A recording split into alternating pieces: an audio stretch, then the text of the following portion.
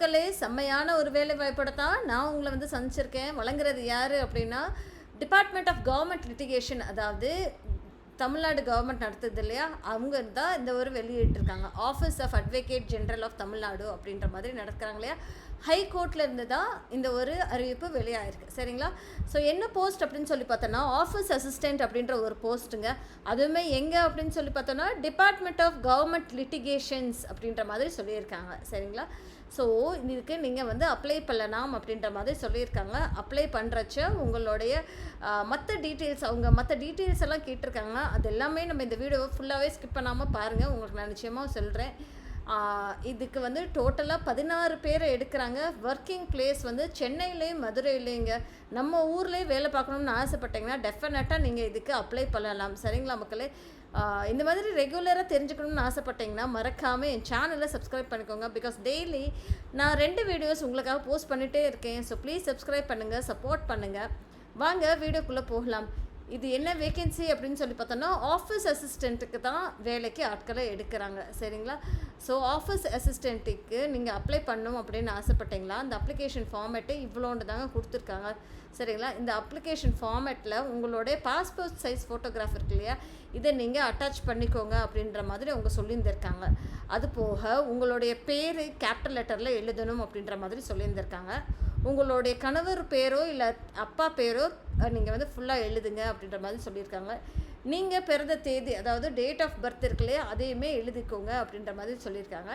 Educational qualification என்ன படிச்சிருக்கீங்க அப்படின்றதையும் எழுதுங்க. கம்யூனிட்டி அண்ட் ரிலிஜன் என்னவோ அதையும் எழுதுங்க. பெர்மனண்ட் அட்ரஸ் என்னவோ, நீங்கள் வசிக்கிற வீடு, அதாவது பெர்மனண்ட்டாக இருக்கணும் அந்த வீடு அப்படின்ற மாதிரி சொல்லியிருக்காங்க, அதையும் எழுதுங்க. அட்ரஸ் ஃபார் கம்யூனிகேஷன், ஓகேங்களா, அதையும் எழுதுங்க அப்படின்ற மாதிரி சொல்லியிருக்காங்க. பிகாஸ் உங்களோட பெர்மனண்ட் அட்ரஸ் ஒன்று இருக்கும் இல்லையா, சில பேர் வந்து வாடகை வீட்டில் இருப்பாங்க, இல்லை பெர்மனண்ட்டாக ஒரு வீடு வச்சுருப்பாங்க. ஸோ அந்த டீட்டெயில்ஸை தான் கேட்குறாங்க. இப்போதைக்கு உங்களை நாங்கள் தொடர்பில் கம்யூனிகேட் பண்ணணும் அப்படின்னு ஆசைப்பட்டாங்கன்னா நீங்கள் வந்துமே அட்ரஸ் கொடுங்க அப்படின்ற மாதிரி சொல்லியிருக்காங்க. ஏதாவது பெண்டிங் கேசஸ் ஏதாவது போலீஸ் ஸ்டேஷனில் இருந்தால் அதையுமே மென்ஷன் பண்ணுங்கள் அப்படின்ற மாதிரி சொல்லியிருக்காங்க. டீட்டெயில்ஸ் ஆஃப் சர்டிஃபிகேட்ஸ் என்க்ளோஸ்ட், என்னென்ன சர்டிஃபிகேட்ஸ் நீங்கள் என்க்ளோஸ் பண்ணியிருக்கீங்க அப்படின்றதே எழுதுங்க. சர்டிஃபிகேட்ஸ் என்க்ளோஸ் பண்ணுறச்ச ஜெராக்ஸ் காப்பி தாங்க வந்து என்க்ளோஸ் பண்ணணும். என்றைக்குமே வந்து நம்ம வந்து ட்ரூ காப்பி இருக்கு இல்லையா, அதை வந்து என்க்ளோஸே பண்ணக்கூடாது. சிக்னேச்சர் ஆஃப் த அப்ளிகேண்ட், ஓகேங்களா, இதையுமே போட்டு நீங்கள் சைன் பண்ணிக்கோங்க. ஓகேங்களா? எஜுகேஷனல் குவாலிஃபிகேஷன் இதுக்கு என்ன அப்படின்னா, நீங்கள் 8th ஸ்டாண்டர்ட் படிச்சிருக்கணும் அப்படின்ற மாதிரி தான் சொல்கிறாங்க. ஓகேங்களா? ஸோ அதையுமே எக்ஸப்ஷன் யாருக்கு அப்படின்னா, எக்ஸ் சர்வீஸ் மேனுக்கு. சரிங்களா மக்களே? ஸோ வயது 18 வயசில் இருந்து இருக்கணும். மேக்ஸிமம் 32 வயசு ஓசி கேட்டகரிக்கு, 34 வயசு பிசி கேட்டகரிக்கு, எம்பிசி டிசி அண்ட் 37 வயது அப்படின்ற மாதிரி சொல்லியிருக்காங்க. எஸ்சி எஸ்டிக்கும் 37 வயது, எம்பிசி டிசி பிசிக்கு 34 வயது அப்படின்ற மாதிரி சொல்லியிருக்காங்க. சரிங்களா? ஸோ இது நீங்கள் ஃபில் பண்ணி அனுப்புகிறச்ச மற்ற டீட்டெயில்ஸ் இருக்கு இல்லையா, உங்களோட ஆதார் கார்டு, உங்களுடைய சர்டிஃபிகேட்ஸு, உங்களோட ஏஜை ப்ரூவ் பண்ணுறதுக்கான சர்டிஃபிகேட்ஸு, உங்களுடைய படிப்பு விவரம், கம்யூனிட்டி சர்டிஃபிகேட்டு, அடிஷ்னல் குவாலிஃபிகேஷன், அது எல்லாமே நீங்கள் போட்டு அனுப்பணும் அப்படின்ற மாதிரி சொல்லியிருக்காங்க. இந்த ஒரு அப்ளிகேஷன் ஃபார்மை நீங்கள் யாருக்கு அனுப்பணும் அப்படின்னு சொல்லி பார்த்தோன்னா, advocate general of Tamil Nadu high court அப்படின்ற மாதிரி சொல்லியிருக்காங்க. அதுக்கு அனுப்பணும் அப்படின்ற மாதிரி சொல்லியிருக்காங்க. நான் திருப்பி அட்ரஸ் சொல்கிறேன். இந்த advocate general of Tamil Nadu high court, Chennai 6,04,000 அப்படின்ற மாதிரி சொல்லியிருக்காங்க. 104, ஓகேங்களா?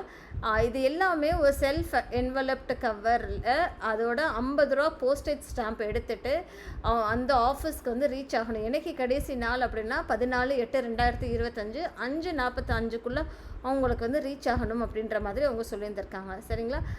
அப்ளிகேஷன் வந்து இந்த தேதிக்கு அப்புறம் வந்து கிடச்சதுன்னா அது வந்து ரிஜெக்ட் பண்ணிடுவோம் அப்படின்ற மாதிரி சொல்லியிருக்காங்க. போஸ்டல் டீலைக்கெல்லாம் நாங்கள் ரெஸ்பான்சிபிள் கிடையாதுப்பா அப்படின்ற மாதிரி சொல்லியிருக்காங்க.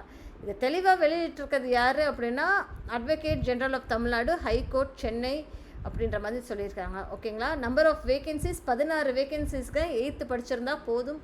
அதனால கடன்னு எடுத்து அப்ளை பண்ணுங்கள். மறக்காமல் உங்கள் ஃப்ரெண்ட்ஸ்கிட்டையும் ஃபேமிலிக்கிட்டையும் அதிகபட்சமாக ஷேர் பண்ணுங்கள். சேனலை சப்ஸ்கிரைப் பண்ணிக்கோங்க. நன்றி மக்களே.